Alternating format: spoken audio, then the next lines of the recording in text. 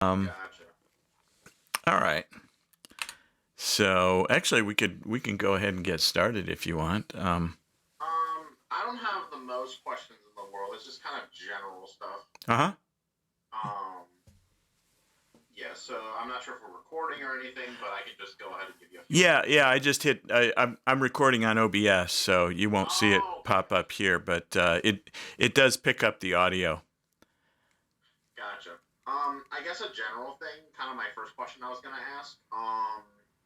So where can we go? I'm not sure if you can like demonstrate this or not. To like Hmm. find practice problems for the chapters. Could you show us where Yeah. in what's the thing called McGraw Hill? Right on Connect. Sure. Yeah, and Yeah. awesome. In fact, I'm right there. I figured. So I've got some practice problems here for. Oh. Apparently, I put them on not show. I thought I had them shown. I'm glad you mentioned it. Oh, that's for the final. So there are some midterm practice problems. It looks like I've got 96 of them here.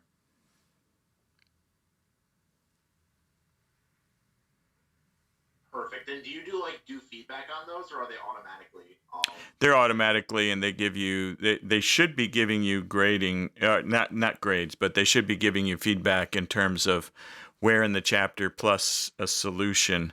Let me go back in here and just make sure that that is indeed the case.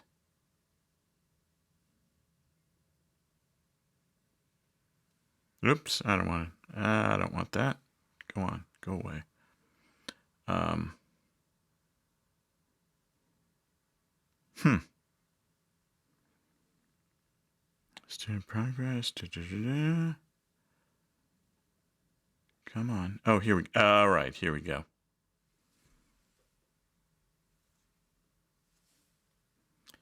Yeah, so there are all the problems, and some of them are just conceptual, definitional, but then the ones with the little tornado-looking thing, those are analytical type.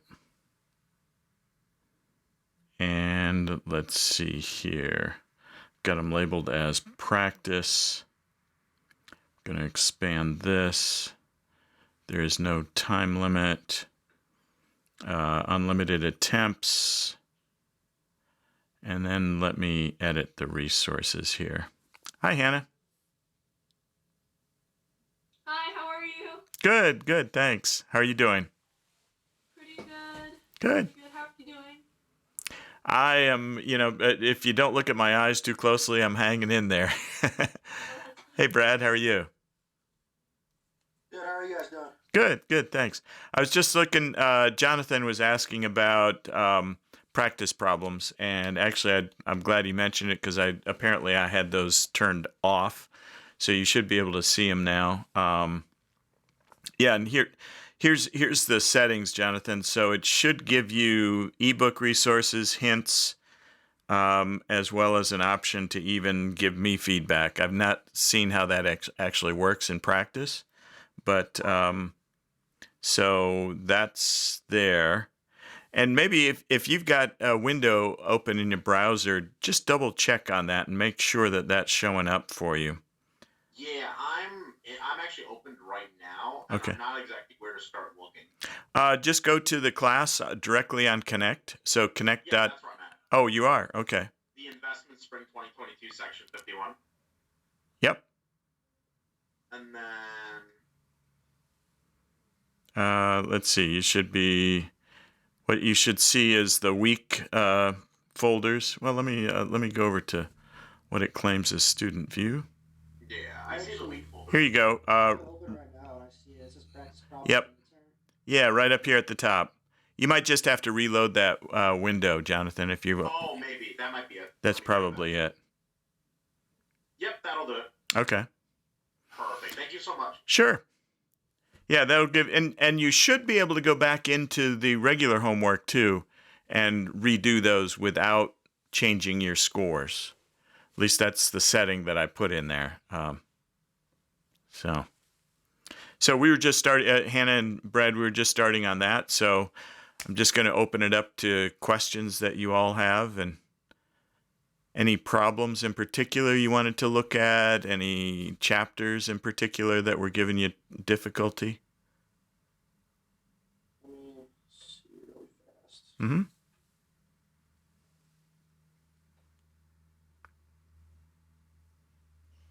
And everybody's found the formula sheet, right?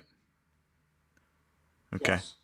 So I've got those copied already, set to go for you. So I just put it up here so that you can see what you're going to get when you arrive at the exam. By the way, I'm going to tell everybody in class this as well. So it's, but there will be plenty of problems to keep you all busy. I think I have 18 matching and 47 multiple choice, some of which you can probably get done in a matter of seconds, some of which are going to take a minute or so. So, you know, hopefully that'll keep you all busy for 75 minutes of class time. I got a feeling it will. I think I've heard about this test. I don't know how to get through it. So, Well, but the way I look at it is that there's typically a curve, and I want to give everybody as much of an opportunity to show me what they've learned. And so, you know, people walking out early, obviously I didn't make the test long enough. So I think I've got it down to about right, though. You know, some people may be rushing, and this particular test, you know, you can guess if you get down to the end. So, you know, the multiple choice, you got 1 out of 5 chances. The matching, it's not quite so good. But hey, Dominic, welcome. Jacob. Glad to be here. Thank you. Oh, certainly. We're just taking any questions that you might have in terms of problems or the test in general. Where again is the formula sheet? Oh, it's right here. If you go to the modules section, and it's about midway down there, right here under midterm. Gotcha. Let me check on my end. There we go.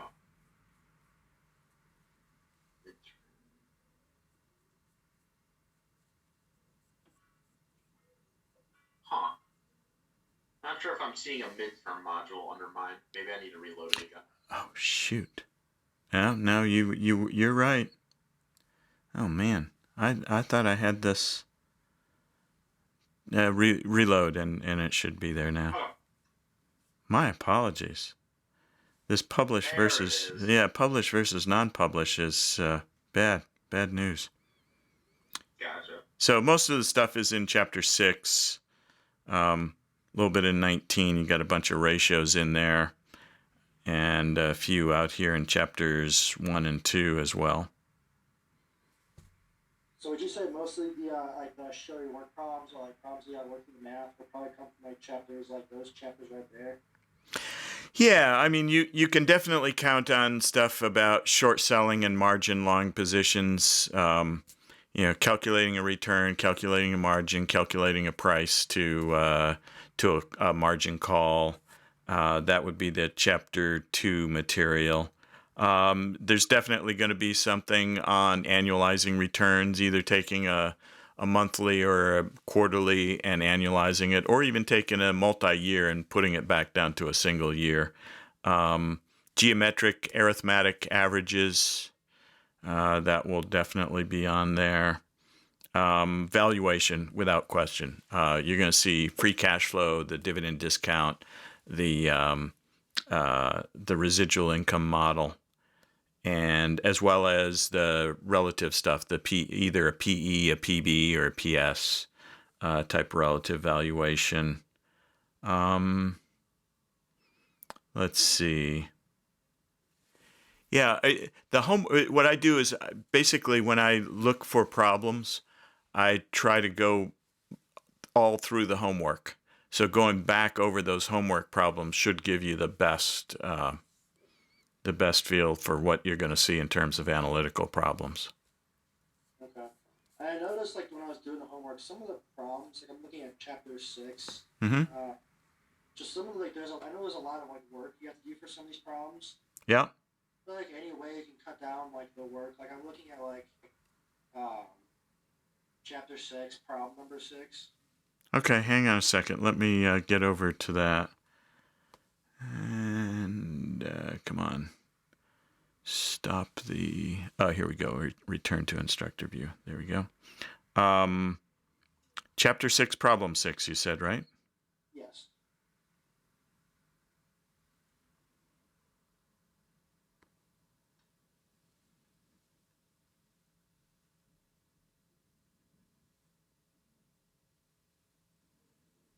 And let's see.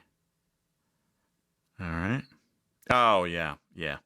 Yeah, no, you're not going to see anything like that in the multiple choice where you're doing so many things. Now, what you will see for sure is you'll see I give you a PE, or maybe I give you 2 or 3 PEs for peer companies. You have to get an average. I'll give you an earnings this past year and a growth rate of earnings. So you've got to take 1 plus that growth rate times the past year earnings, multiply that by your PE to get a value for the firm. But yeah, no, this is definitely time consuming, and it gives you a lot of good practice, but you won't see that on the exam. Most of the problems that you'll see on the exam, you should be able to complete in I'd say a minute or less if you know the material. There are a couple that you're going to hit, and it's multi-steps to get to an answer. What I would recommend in those cases is I would make some big mark on my paper. And by the way, I'm going to have an Akindi form. I don't know if you've seen that before. The university, instead of Scantrons, it's just a 8.5 by 11 printout. Make a mark so that you know that you're missing that one, and come back to it when you have time. Good, because they're all worth the same value. Then that way, you can hit those where it's 30 seconds, 1 minute, keep rolling. And that way you won't run out of time after having, I don't want to see people spending 5 minutes on problem number 5 and then running out of time as they get to the end of the exam. So anything that's really tough, skip over it, but make sure you carefully mark that so that you skip it on the Akindi form, and so that you mark it on the exam so you can come back to it and make sure you catch that. Okay. Cool. Yeah, because I was just looking at some like the problem, not doing some of the homework stuff. Some of these questions, like this question, they're just like bare of a question. Really long. Yeah. Yeah, I think that's gonna be a tough one. But if it's like, I guess more like just like finding like maybe one of these, that's not terrible. I guess that's. Yeah. No, it'll be like one of these instead of all of them put together. And in fact, typically I'd give you a growth rate. So you're actually calculating. I think you've got to calculate the growth rates yourself too. So you're going through with each one, 2014 to 2015, figuring out the difference, calculating that percent, and doing that for each of the subsequent years, averaging it up. Yeah, no, you won't see it like that. But for practice, it's great. Okay. So that way, you'll get your speed up, and then when you're on the exam, you can just knock it out. Awesome. I love to hear that.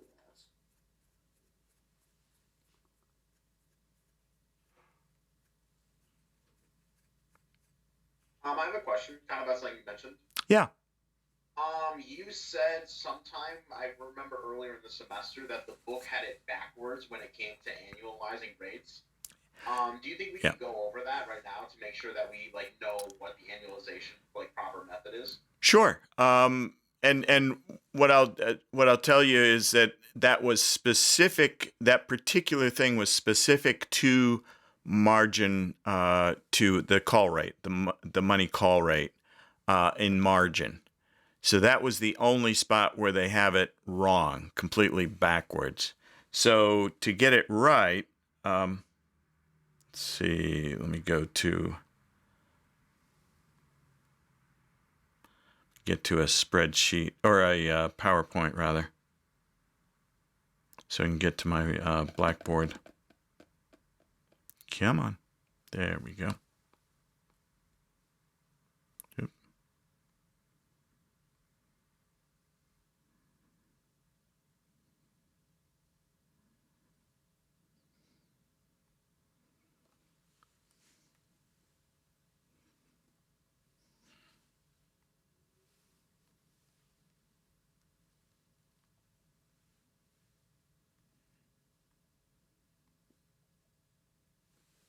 All right.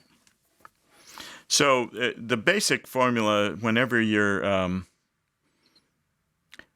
trying to annualize a rate, let's assume that this is less than a year. So we've got 1 plus whatever our rate is. Let's say it's 5%. In fact, you know what? I should actually be doing this on here. This might work better. So 1 plus 5%. And let's say that 5% is quarterly. So I'm going to want to raise this to the fourth power. There are 4 quarter periods in a year. And then I always want to bring back off that principal that I'm carrying along. And that should be it. So rather than 4 periods at 5%, which would be 20%, the compound or effective return on that is actually 21.55%. Now, so that's for any periods. If I've got a monthly return, let's say that's a monthly return of 2.5%, then I've got 12 periods in the month, and I want to subtract off that 1, and that yields almost 5% on a compound effective basis. Now, if I'm going the other way, let's say that I've got a 4-year return, and that 4-year return is, let's make it 10%. Then I just invert my exponent. So instead of 4 quarters, I've got 1/4 of a 4-year period is a 1-year period. So I'm taking the 4th root, or raising it to the 4th power. Subtract off that 1. And it should be a little bit less than 2.5, because if I just divide by 4, I get 2.5. But because it's compounded, it's going to be a little less than 2.5.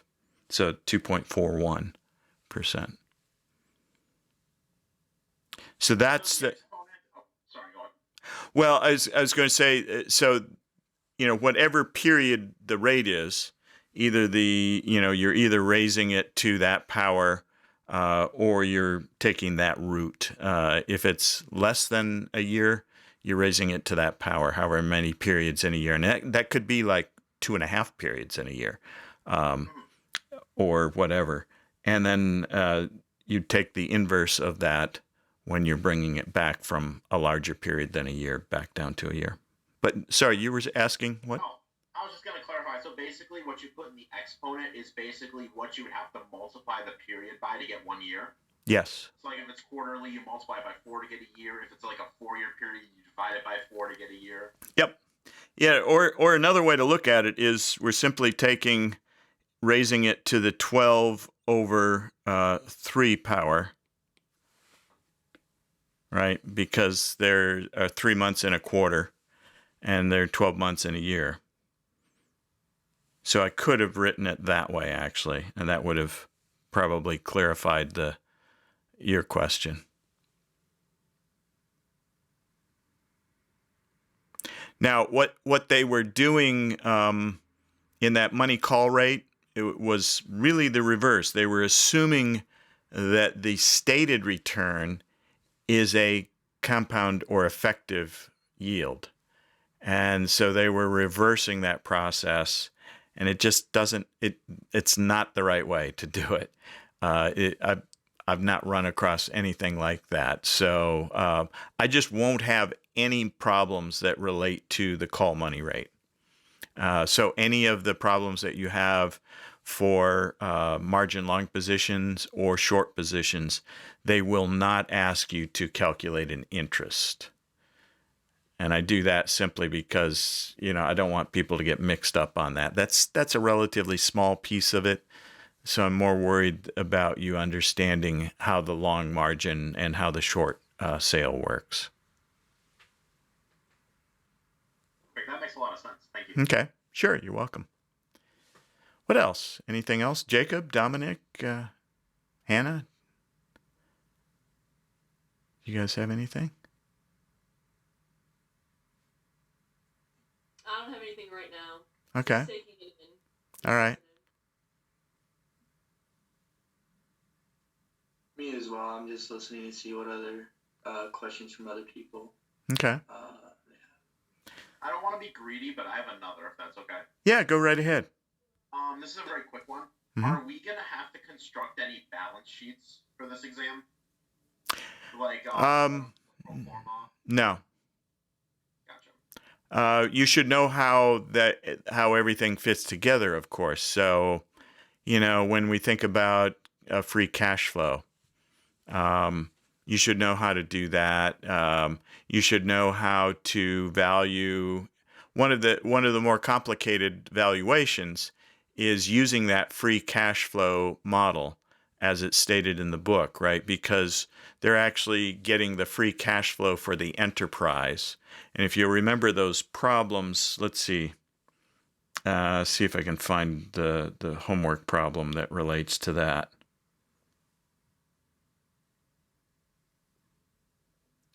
Yeah, here it is. This particular problem is fairly long. This is, if you run into this one, this is sort of that one that I'm suggesting you might want to put it off till the end because each question is of equal value. So here, not only do you have to do a conversion for the beta right here, but once you've got that, then you still have to calculate a required rate of return. And then once you get a value, it's the value of the entire firm. So you still have to subtract off the debt piece. So there are multiple steps. I think, Brad, you were mentioning, this sort of thing. This is one that you will see this whole thing here because this is all one process. It's not repetition. But this is probably the most complicated valuation problem that you're going to encounter, at least in the midterm. When it comes to the security analysis, there's one more that gets very complicated, but that's not in an exam. That's just something you guys have time to do over the semester. Okay.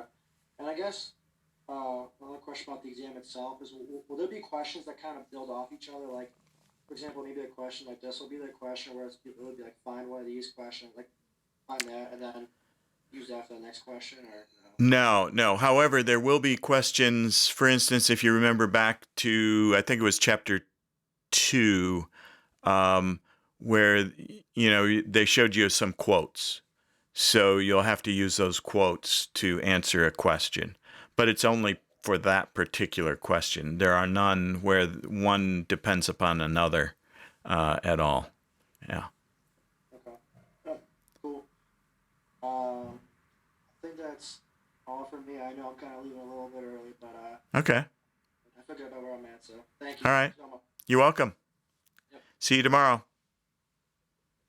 What's this problem back here? What's the number? Oh, this one is number 9. From chapter. Chapter 6, which is week. I'm not sure which week it is. I think it's like 4 or 5. Yeah, at least. Yeah, yes. I think probably 5. That would make sense.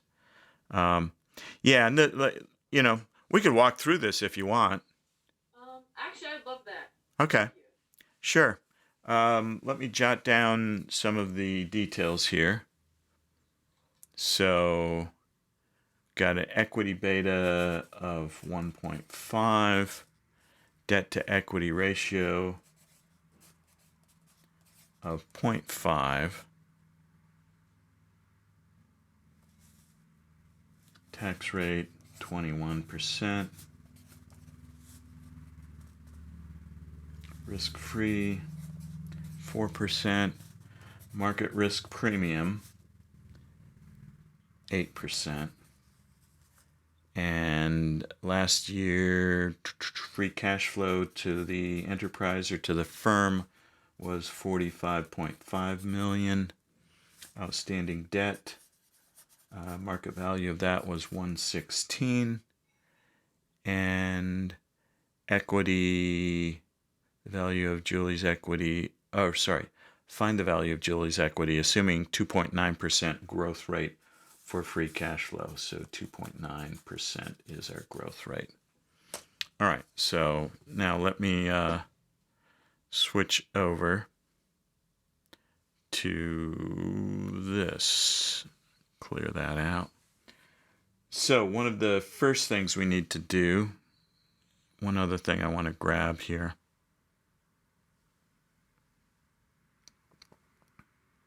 Oh, shoot. I was already there.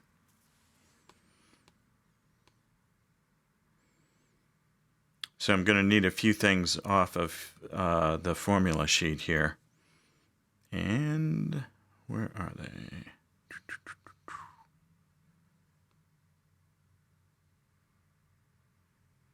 Okay, right here. So I'm going to need that free cash flow formula, possibly. I'm definitely going to need this beta formula. So I may need this. Now, I think if I remember, given what I see here, I'm given the free cash flow, so I don't actually have to calculate it. But another version of this problem would be, instead of giving you free cash flow, we might give you EBIT, depreciation, CapEx, and changes in net working capital. And you'd actually have to calculate the free cash flow. Now, this particular problem tells us the free cash flow is $45.5 million. But that would be one additional complication, is that instead of giving you free cash flow directly, you'd have to use this formula right here at the very top of the page to calculate cash flow. You'd be given these things. Now, again, you might not be given changes in net working capital, but you're given EBIT, depreciation, and CapEx. Okay, well, then in that case, you have to assume that net working capital is zero, right? So this problem can get overwhelming really quickly. So keep that in mind. Or if they don't give you CapEx, then you assume that CapEx is zero. They're always going to give you EBIT and a tax rate, and probably going to give you depreciation. All right, so let's start with, so here's the beta formula. And then this last formula right here is what we'll need at the end to get the value of the firm, and then we'll subtract debt from that. So let's start here. So we're given an equity beta, and we because this thing is valuing the firm, let me just write this out. So when I go to the calculator, I can use that. Okay, so you're given an equity beta, which is the only beta that you can actually find with the data, because we've got equity prices, we've got the market prices and returns, and we can calculate using regression. We can calculate an equity beta. What we can't get directly is an asset beta. And remember, in this free cash flow model that they describe in the book, and the problems you see in your homework and what you're going to see on the midterm, all are values of the entire firm, equity plus debt, which means the riskiness of that is related to the assets, not just to that equity piece. And as long as you have some debt, the equity beta is always going to be bigger than the asset beta. In other words, the equity is always riskier than the assets if you have some amount of debt. And notice here that if this debt over equity is zero, then this becomes simply 1 plus 0 times whatever is 0, so it's 1 plus 0. So the beta of the equity is equal to the beta of the assets. However, here we're told that the debt to equity ratio is 0.5. So let's take that, and let's go over here and plug those things in. So the equity beta is 1.5. The debt to assets is 0.5. And the tax rate is 0.21. So now, let's see. What I'm going to want to do is I'm going to want to swap the, I'm going to want to get the asset beta over to the other side. So I'm going to divide both sides by,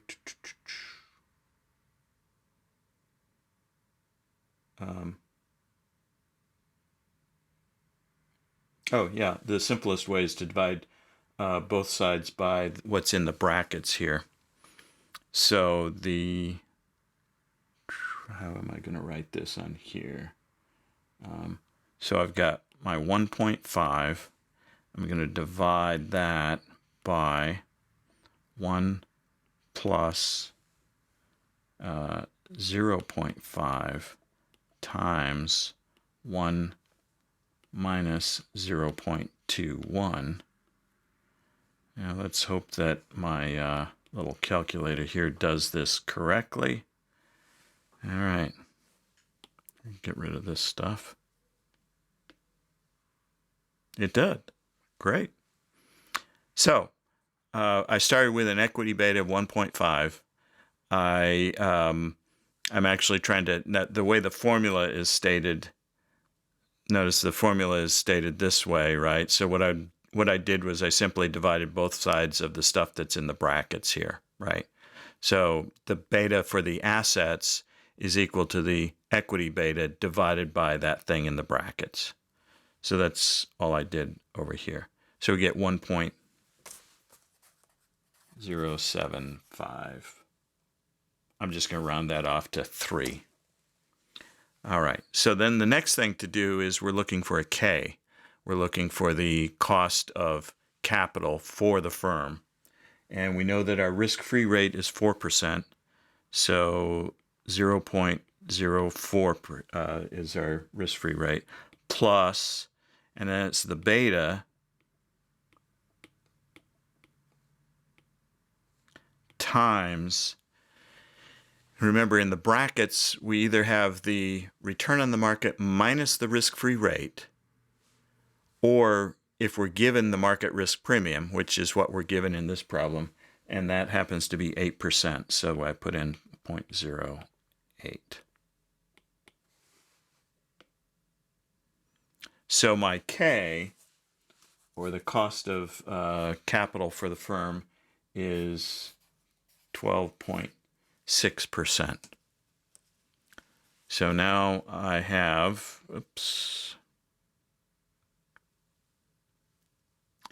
now I have right here this K. All right. I'm already given the G, which is 2.9%, I believe, right? I'm given the cash flow, and I've got the G up here, so we could go straight to that.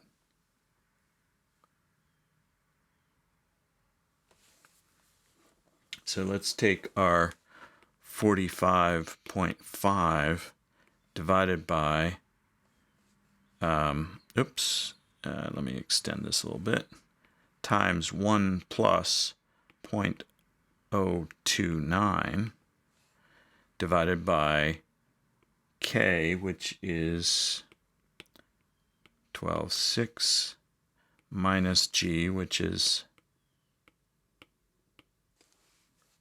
and let's hope that my writing is neat enough that the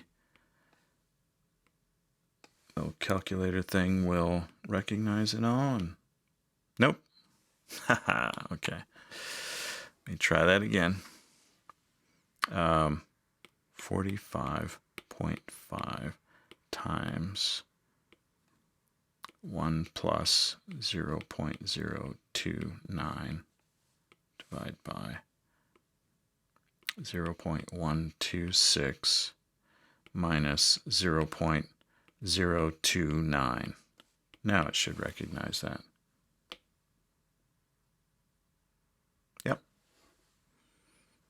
So now that 482.67 million is the value of the entire firm. Then I have to take account of the debt because I'm looking for the value of the equity. And I was told that the debt was 116. So I can take this, move it down here, subtract off 116. And so the value of my equity is 366.67.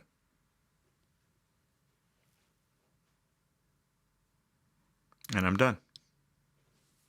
And I think that's what we had for the solution. Oops. Yeah, 366.57. Must have a rounding error in there. I don't think there are going to be any answers that are that close on the, basically everything is A, B, C, D, or E. So you shouldn't have any difficulties there. Did that help answer some of your questions? Yes, thank you so much. I really Sure. appreciate you for that. No problem. Yeah, like I say, that's one of the more difficult, time-consuming ones, and I could, envision yet more difficult than this by just not giving out the free cash flow directly, and actually having you calculate that. This is a complication that I won't give to you, but be careful of your inputs. For instance, here they give you debt to equity, so that's debt over equity. But oftentimes we think of leverage as either debt over equity, but sometimes people will think of it as debt over assets. So that 0.5, when it's debt to equity, means that $0.5 of an asset base is supported by debt, and then the denominator under that is a 1. So that means $1 worth of assets is supported by equity. So the total assets in that case is $1.05, right? So if you were given debt to assets, you'd have to convert that into debt to equity before you could plug into this little handy dandy formula right here, the one for the asset beta. So always watch your inputs and make sure that things agree. The other thing to be careful about is sometimes in a problem you'll be given the return on the market rather than the market risk premium. And always make sure you read very carefully what is it that they're giving you. If it's the return on the market, you always have to subtract off the risk-free rate to get the market risk premium. If you're given the market risk premium, you don't have to do that subtraction.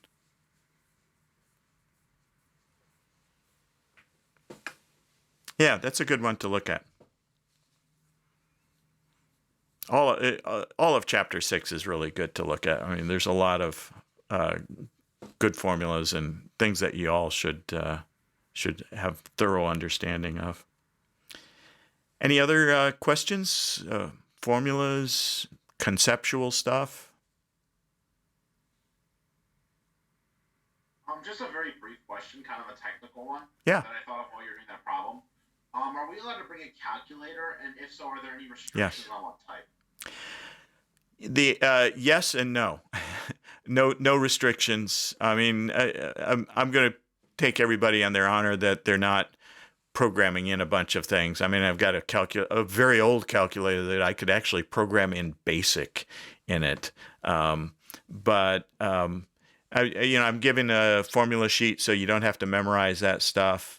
But if you've got a BA2 plus, certainly that's very useful. But if you've got a more complex graphing calculator or scientific calculator, those are fine too. Awesome, thank you. Mm-hmm. Yeah, and sometimes that might even help, if it's got functions to do, convert geometric to arithmetic returns or something like that. That can be handy, just at least to check your work.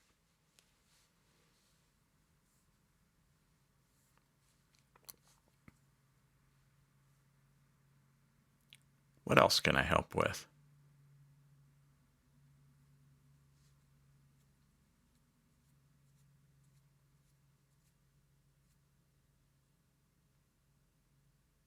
Another thing, will we be doing like options and futures on margin? Oh, not on margin, no. But you will need to know like the quotes in particular. So if you remember out of that, and again, was that chapter 2, I think? Let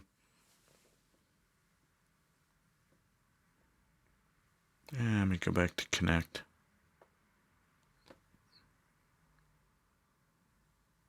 I think it was chapter 2.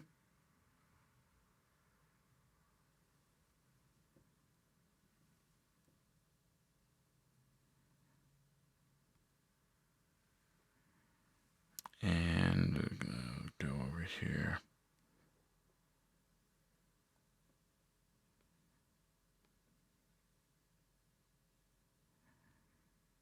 Oh, no. Must have been chapter 3. Yeah, it's chapter 3. Sorry.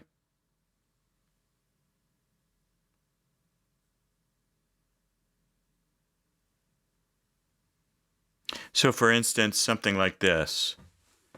You should be familiar with that. So, and if you'll remember in this one, let's see, this was T-notes. Then they should also, down here, for instance, they're giving you, what is this? This is Soybean Futures. So you'll want to have some sense of, in particular, I would say the commodities, some sense of what these numbers mean. And let me just give you the quick version of it. So, for instance, this is usually stated in terms of price per bushel, and it's usually cents per bushel. And the thing after the apostrophe, to the right of the apostrophe, is typically referencing eighths of a cent, right? So this January 2019 quote, the last trade was at 905 apostrophe 4, meaning that it was 905 cents and 4/8 of a cent. So that would be $9, 5.5 cents per bushel. Likewise, down in the March 2019, 917 apostrophe 6 means 6/8 or 3/4 of a cent. So that'd be $9.17. $9.1775 if you did it in dollars. So just make sure that you're familiar with that nomenclature, in particular with the commodities. Likewise, on the options, you'd also want to know how to read those.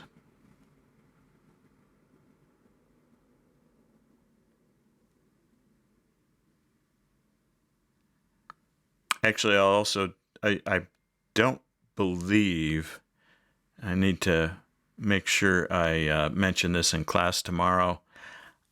Just to keep things relatively simple, the bonds and the futures on notes, debt instruments, it gets a little complicated. And so rather than go into that detail, I'm just going to say, okay, learn about the commodity pricing.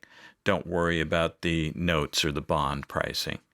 But do know how to do these. And let's see.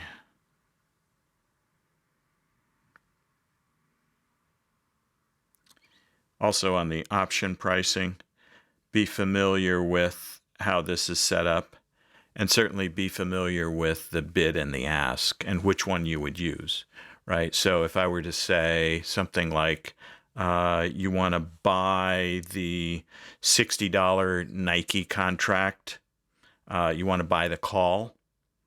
Okay, so first I would, here the calls are at the top, the puts are down here at the bottom. So I'd want to be up here. I'm looking for the $60 strike price or exercise price, so that's right here. And if I'm buying that, it's not the last price, it's either the bid or the ask. And again, remember, when I'm buying, that means the dealer is selling, and the dealer buys at the bid, 2 B's, right, and sells at the ask, or what they're asking for it. So we are buying at their ask price. So the price that we would pay for that for each share would be $17.05. An entire contract has 100 shares in the typical stock option contract. So if I were asked what would be the entire premium for one contract, that would be $1,705 times 100, or $1,705. So be familiar with that sort of thing.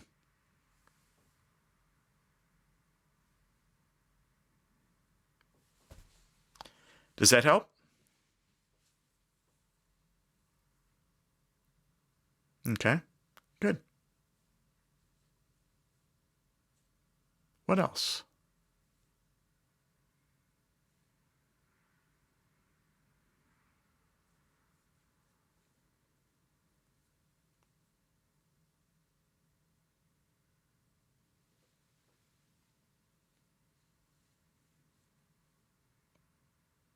Yeah, go ahead, Jacob. I was going to say, could we go over homework chapter 3, problem 14? Uh-huh. Doing the corn futures quotes. Sure. Let me get out of this.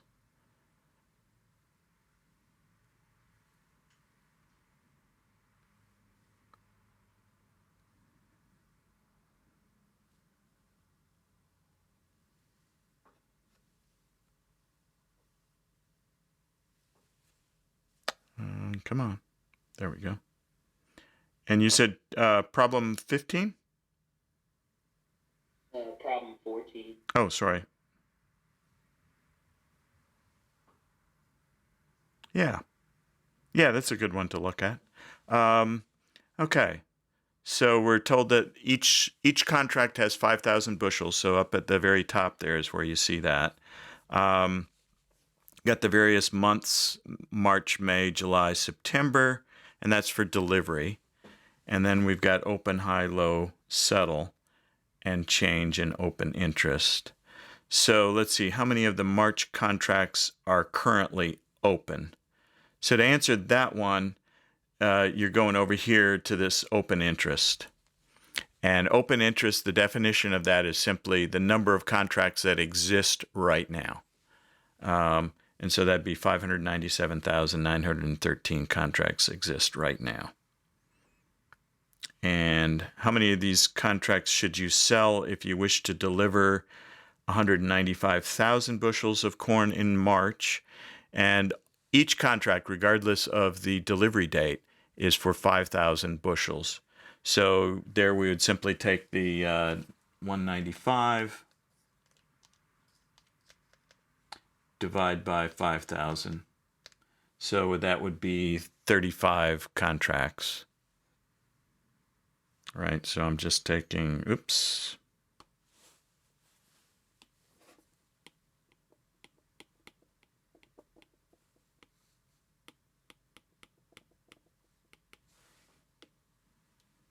Oh, sorry. It said 39 on my calculator. I knew that was right because 200,000 would be 40. Sorry. There was a shadow on my calculator. So yeah, 39 contracts there. Oops. And let's go back here. And then if you actually make delivery, how much will you receive? Assume you locked in the settle price. So 39 contracts, and this is the March contract, and we are, let's see, it says assume we locked in the settle price, so that's $4.52. Now, this particular example doesn't use the apostrophes. I'm going to have to look at my, I've already printed the exams. The textbook actually talks about eighths, right? This particular quote here is decimalized. I'm going to look at that before class tomorrow, and I'll just give everybody kind of an update to know what to expect. But this particular one has already taken care of that problem. You don't have to worry about the apostrophe, whatever. So we've got $4.52 and 0 fractions of a penny. So let's see. 452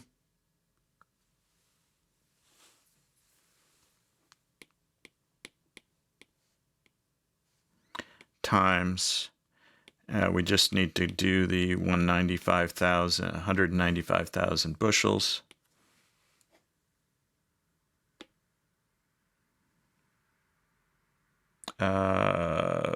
That's a problem.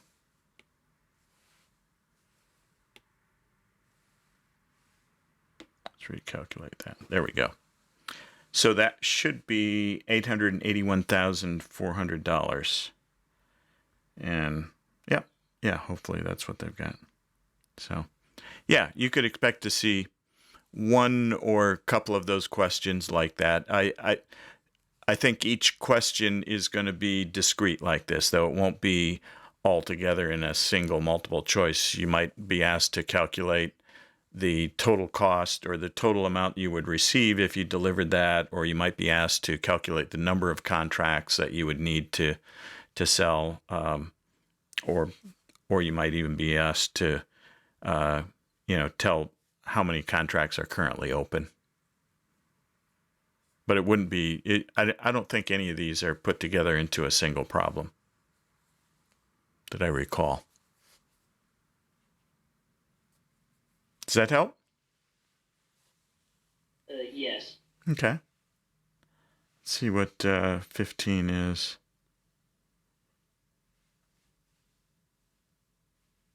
Yeah, be ready to calculate things like this. This return, if the price goes up or if the price goes down. And the one thing to remember here is if you have a loss, when you even though this is over, I believe, a 6-month period. Yes, right here, 6 months. When you annualize 100% loss, it's still 100% loss. It's the one trick. So even though this was 100% loss over 6 months, the annualized loss is still 100%.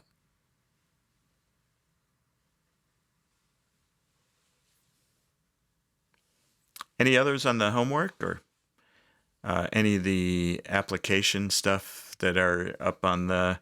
I've got a few slide decks here. Let's see. For instance, right here, I don't know if you've seen these, but actually we worked some of these in class, didn't we? So you might want to go back over these just to check yourself. There's another set for chapters 5 and 6. Here we go. And you could certainly work through these. While I'm not going to have you use the value line sheets on the test, it still gives you some practice. So when you're working these applications, they relate to this value line page. This is where the data is coming from, is off of this. So if you want to work those for practice, for instance, up here, when you need a beta, the beta for Amex is 1.1. And over here on the right are some of the other figures. So we've got earnings, we've got dividends, things of that nature. Number of shares out, that kind of stuff. And while you don't need this for the test, this gives you just kind of a little bit of a guide as to how to read the value line page. So that might be helpful as once you've got the text down and you've gone back over the homework and the practice problems. If you want more practice, go to those application slides.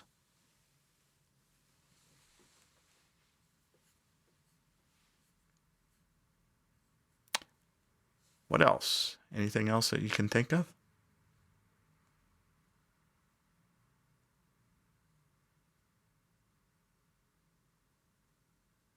Yeah, go ahead, Jacob.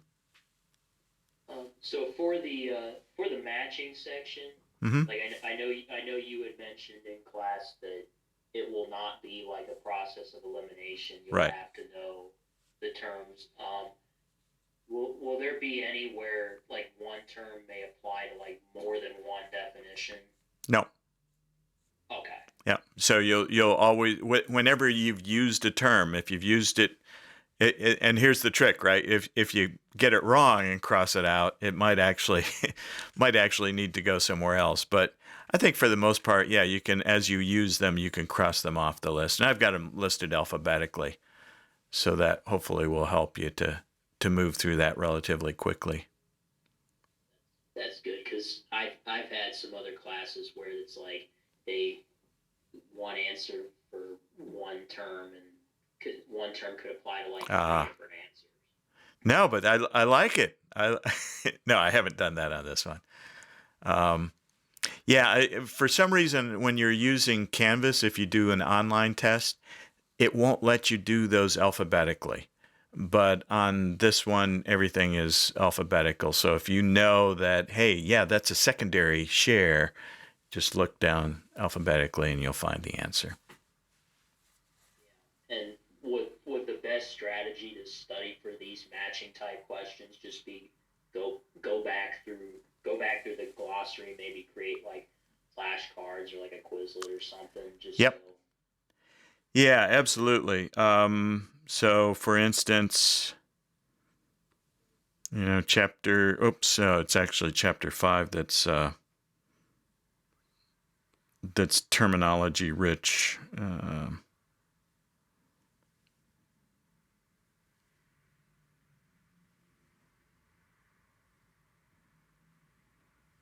Come on.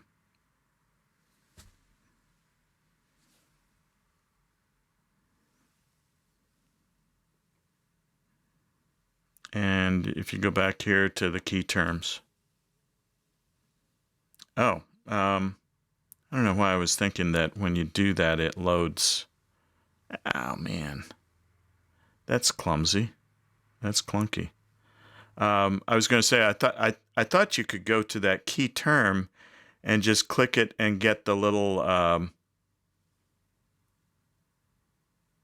no. It's going to want to take me to the page. But once you're there, then you get the little pop-up, spread, ask price. So I guess the best strategy there is to go through the chapter and look for those bold terms, and they'll all have pop-ups, DMMs, that sort of thing. Okay. I don't know. Is there another concept? Yeah, I don't think they've got another way to do it.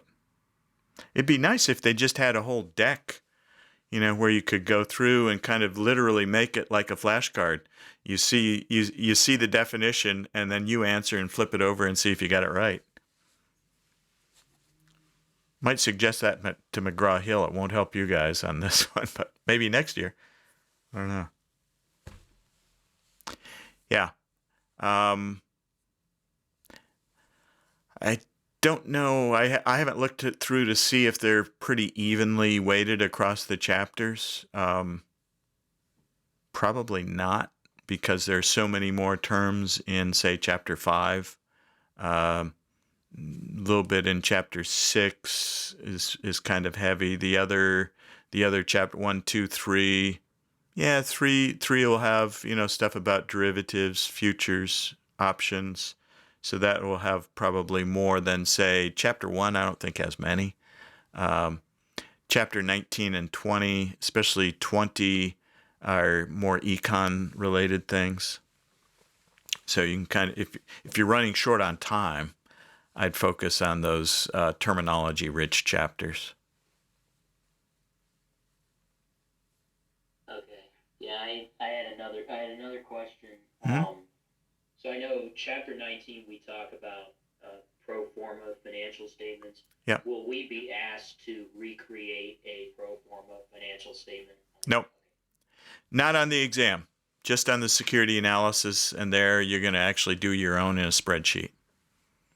Okay. All right. Thank you. Yeah. Sure.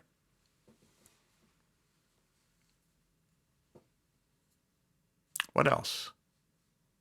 I guess we're at these review sessions always seem to be about 60 minutes. Not that we have to limit it to 60 minutes, but and by the way, you're always welcome. Shoot me an email. I'm usually up fairly late at night. If I see an email and I can answer it relatively quickly, I'll try to keep an eye out for that thing. So if you hit a problem where you're not getting the right answer or you don't know why it's this way or that, shoot me a quick email and I can get back to you. And most likely I can answer it in an email. If it's more complicated, if it's late, I won't try to call. But if it's during the day, you can always feel free to ask me to set up a Zoom call, or we can just do a phone call or something like that.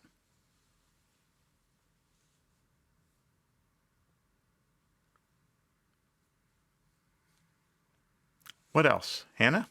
You have I something? think I'm just gonna hop off, but thank you so much. I really Sure. appreciate this. You're welcome. Enjoy your night. Thanks. See you tomorrow. Well, I don't have any other questions Okay. or anything to ask, but thank you for your time, and I really appreciate it. You're Have a great welcome, rest of your Dominic. Yep. Thanks. See you tomorrow. Bye-bye. day. Bye. Yeah, I think I'm all good too. All right. Thank you so much for your time and help. No problem, Jonathan. See you tomorrow. Jacob, how about yourself? Yeah, I don't think I have any more questions right now, but if I have any, I'll shoot you an email, or I'll ask them in class. Okay. Time in class, I'll ask. Very good. Thank you so much, Dr. Elliott. You're quite welcome. See you tomorrow about 12:30. Yep. Bye-bye.